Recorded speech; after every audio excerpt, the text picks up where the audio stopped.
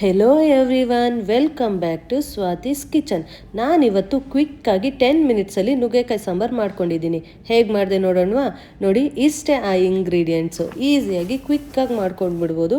ಜಾಸ್ತಿ ಏನು ಸಾಮಗ್ರಿಗಳು ಕೂಡ ಬೇಡ, ಮತ್ತು ಮಾಡೋಕ್ಕೆ ಕೂಡ ಜಾಸ್ತಿ ಟೈಮ್ ಬೇಡ. ಟೇಸ್ಟ್ ಮಾತ್ರ ತುಂಬ ಚೆನ್ನಾಗಿರುತ್ತೆ. ನೀವು ಆರಾಮಾಗಿ ಮಾಡ್ಕೊಂಡ್ಬಿಡ್ಬೋದು.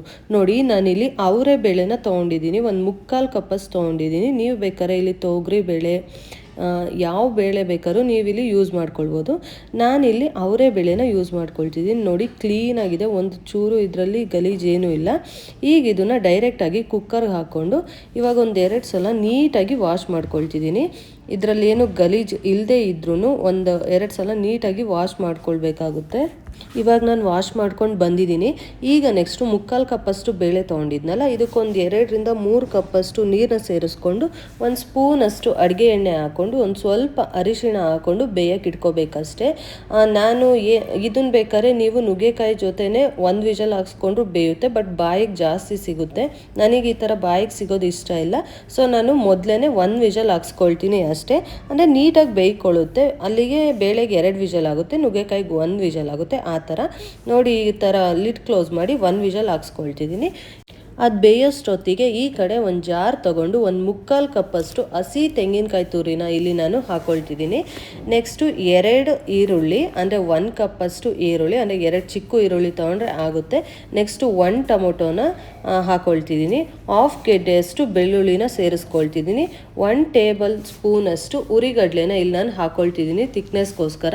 2 ಟೇಬಲ್ ಸ್ಪೂನಷ್ಟು ಧನಿಯಾ ಪೌಡರ್, 1.5 ಟೇಬಲ್ ಸ್ಪೂನಷ್ಟು ಅಚ್ಕಾರದ ಪುಡಿ, 1 ಟೀ ಸ್ಪೂನಷ್ಟು ಅರಿಶಿಣ, 1 ಟೀ ಸ್ಪೂನಷ್ಟು ಜೀರಿಗೆ, ಆಮೇಲೆ ಒಂದು ಸ್ವಲ್ಪ ಕೊತ್ತಂಬರಿ. ಇಷ್ಟೇ, ಜಾಸ್ತಿ ಏನು ಇಂಗ್ರೀಡಿಯೆಂಟ್ಸ್ ಇಲ್ಲ. ಆರಾಮಾಗಿ ಮನೇಲಿರೋ ಇಂಗ್ರೀಡಿಯೆಂಟ್ಸಲ್ಲೇ ನೀವು ಸಾಂಬಾರನ್ನ ಮಾಡ್ಕೊಳ್ಬಿಡ್ಬೋದು. ಟೇಸ್ಟ್ ಅಂತೂ ತುಂಬ ಚೆನ್ನಾಗಿ ಬರುತ್ತೆ. ಇವಾಗ ಇದಕ್ಕೊಂದು ಸ್ವಲ್ಪ ನೀರು ಹಾಕ್ಕೊಂಡು ನೀಟಾಗಿ ಸ್ಮೂತ್ ಪೇಸ್ಟಾಗಿ ಮಾಡ್ಕೊಂಡು ಬರೋಣ. ನೋಡ್ತಿರ್ಬೋದು ನೀವು, ನಾನಿಲ್ಲಿ ಫುಲ್ ಸ್ಮೂತಾಗಿ ಪೇಸ್ಟ್ ಮಾಡ್ಕೊಳ್ತಿದ್ದೀವಿ. ಒಂದು ಸ್ವಲ್ಪನೂ ತರಿ ಇರ್ಬೋದು. ಎಷ್ಟು ಸ್ಮೂತಾಗಿ ನಾವು ಪೇಸ್ಟ್ ಮಾಡ್ಕೊಳ್ತೀವೋ ಸಾಂಬಾರು ಟೇಸ್ಟ್ ಕೂಡ ಅಷ್ಟೇ ಚೆನ್ನಾಗಿ ಬರುತ್ತೆ. ಈ ಕಡೆ ಬೇಳೆ ಕೂಡ ಬೆಂದು ರೆಡಿ ಇದೆ. ನಾನಿಲ್ಲಿ 1 ವಿಷಲ್ ಅಷ್ಟೇ ಹಾಕ್ಸ್ಕೊಂಡಿದ್ದೀನಿ. ನೋಡ್ತಿರ್ಬೋದು, ಬೇಳೆ ಪರ್ಫೆಕ್ಟಾಗಿ ಬೆಂದಿದೆ. ಎಷ್ಟೊಂದು ಬೇಳೆ ಆಗಿದೆ ನೋಡಿ. ಇದೇ ಜಾಸ್ತಿ ಆಗುತ್ತೆ ಬೇಳೆ. ನೀವು ಒಂದು 1/2 ಕಪ್ ಅಷ್ಟು ತೊಗೊಂಡ್ರೂ ಆಗುತ್ತೆ, ಸಾಕಾಗುತ್ತೆ. ತೆಳ್ಳಗೆ ಸಾಂಬಾರು ಬೇಕು ಅಂದರೆ, ಒಂದು ಸ್ವಲ್ಪ ಗಟ್ಟಿ ಬೇಕು ಅಂದರೆ 1 ಕಪ್ ಅಷ್ಟು ತೊಗೊಳ್ಳಿ. ನಾನಿಲ್ಲಿ 3/4 ಕಪ್ ಅಷ್ಟು ತೊಗೊಂಡಿದ್ದೀನಿ.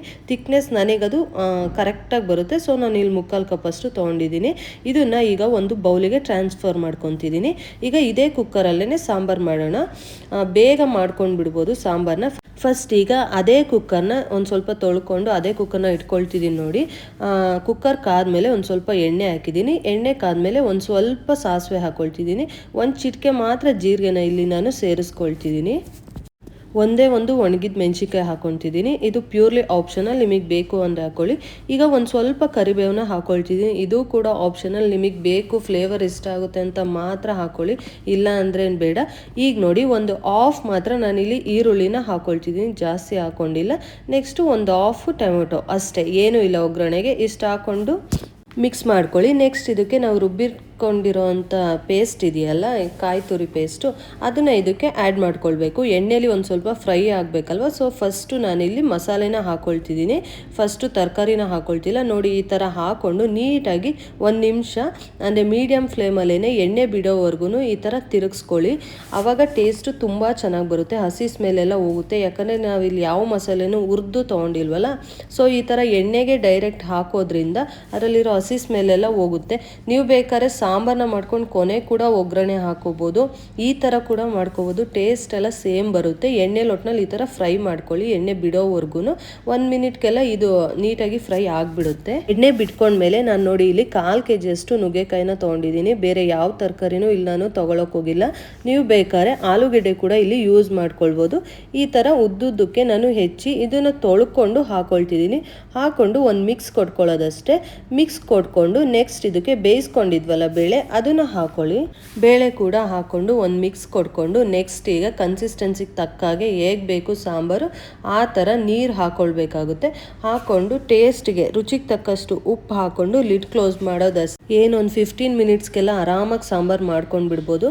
ಯಾರ್ಯಾರ ಮನೇಲಿ ಈ ಥರ ಮಸಾಲೆ ಉಪಯೋಗಿಸಿ ಸಾಂಬಾರು ಮಾಡ್ತೀರಾ ಅಂತ ನನಗೂ ಕಮೆಂಟ್ ಮಾಡಿ ತಿಳಿಸಿ, ನಾನು ತಿಳ್ಕೊಬೇಕಲ್ವಾ. ಒಬ್ಬೊಬ್ರು ಮನೇಲಿ ಒಂದೊಂದು ಥರ ಮಾಡೋದಿರುತ್ತೆ. ನಮ್ಮ ಕಡೆ ಈ ಥರನೇ ಸಾಂಬಾರು ಮಾಡೋದು. ಮಾಡೋದು. ಈಗ ನೋಡಿ ತಿರುಗಿಸ್ಬಿಟ್ಟು ಇದನ್ನು 1 ವಿಷಲ್ ಅಷ್ಟೇ ನಾನು ತೊಗೊಳ್ತೀನಿ, ಜಾಸ್ತಿ ತೊಗೊಳಕ್ಕೋಗಲ್ಲ. 1 ವಿಷಲ್ ಆಗಿದ ತಕ್ಷಣ ಅದನ್ನು ನೆಕ್ಸ್ಟು ನಾನು ಹಾಗೆ ಪ್ರೆಷರ್ ಕೂಡ ಬಿಡೋಕ್ಕೋಗಲ್ಲ, ಪ್ರೆಷರ್ನ ಕೂಡ ಆಗ್ಲೇ ತೆಗೆದು ಬಿಡ್ತೀನಿ. ನುಗ್ಗೆಕಾಯಿ ಅಲ್ವಾ ಬೇಗ ಬೇಯ್ಕೊಂಡ್ಬಿಡುತ್ತೆ ಅಂತ ಅಷ್ಟೇ. ಆಮೇಲೆ ಕುಕ್ಕರಲ್ಲಿ ನುಗ್ಗೆಕಾಯಿ ಸಾಂಬಾರು ಮಾಡೋದೇ ಕಡಿಮೆ, ಯಾಕಂದರೆ ಬೇಗ ಬೆಂದು ಹೋಗ್ಬಿಡುತ್ತೆ ಅಂತ.